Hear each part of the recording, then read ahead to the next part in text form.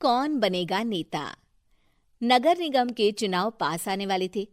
पूरे कानपुर शहर में टिकट को लेकर मारामारी शुरू थी, लेकिन सबसे ज्यादा चर्चा में वार्ड नंबर 40 की सीट थी। वो इसलिए क्योंकि इस बार वहां की सीट महिला के लिए आरक्षित थी।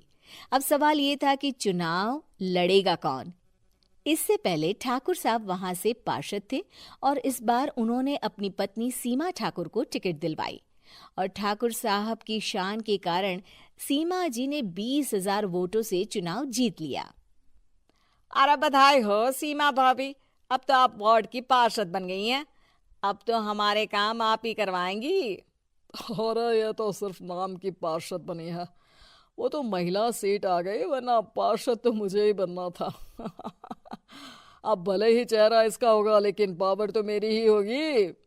अरे वाह भाई साहब, क्या दिमाग लगाया है आपने भी। आइए आप लोग, खाना लगा दिया है सबके लिए।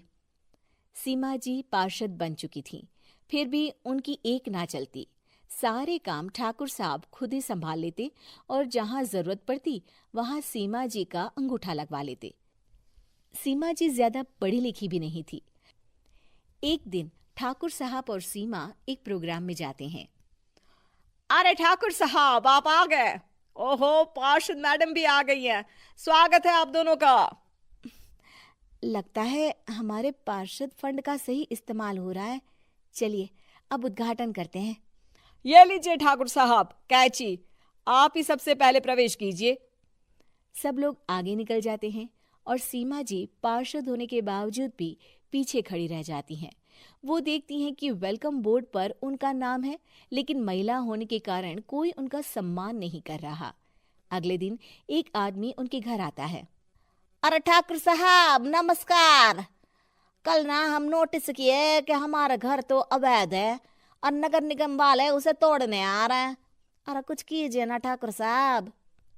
देखो भाई, मैं तो ज्यादा कुछ कर नहीं सकता, पर अगर तुम सबकी जेब गर्म कर दो तो कुछ हो सकता है। कुल मिलाकर 4 लाख लगेंगे। अरे 4 लाख ठाकुर साहब? अरे भाई, मैं अपने लिए नहीं मांग रहा हूँ। दरोगा है, इंजीनियर बाबू है, बड़े साहब है, सबको देना पड़ता है ना थोड़ा थोड़ा। बोलो है मंजूर?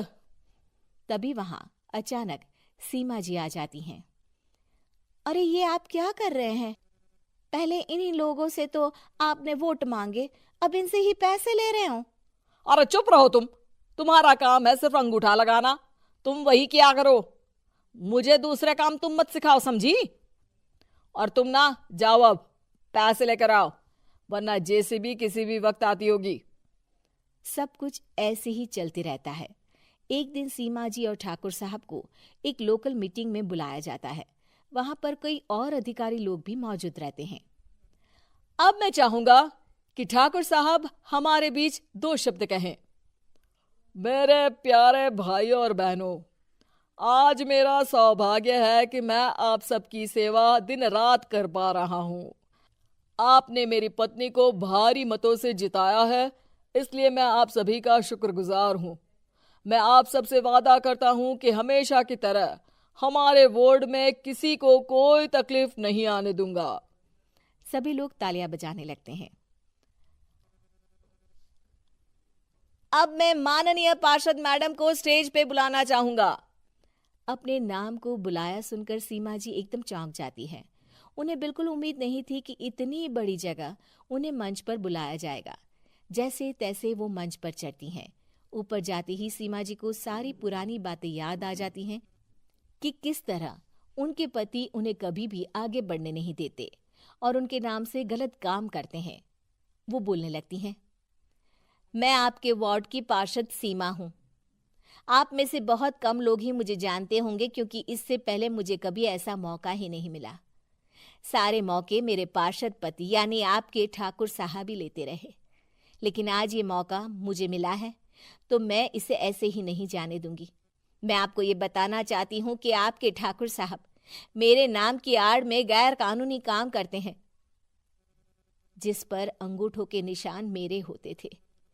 इसीलिए मैं अपनी गलती मानती हूँ और आज अपने पद से इस्तीफा देती हूँ, ताकि आगे से कोई गलत काम ना हो पाए। अब फैसला आप सबके हाथ में है कि आप हमें क्या सजा देना चाहते हैं। सीमा जी की बातें सुनकर ठाकुर साहब के चेहरे का रंग उड़ जाता है और वो शर्म से मुंह नीचा करके वहां से चले जाते हैं और पद से इस्तीफा देकर ही सही सीमा जी अपने आप में आत्मविश्वास महसूस करती हैं।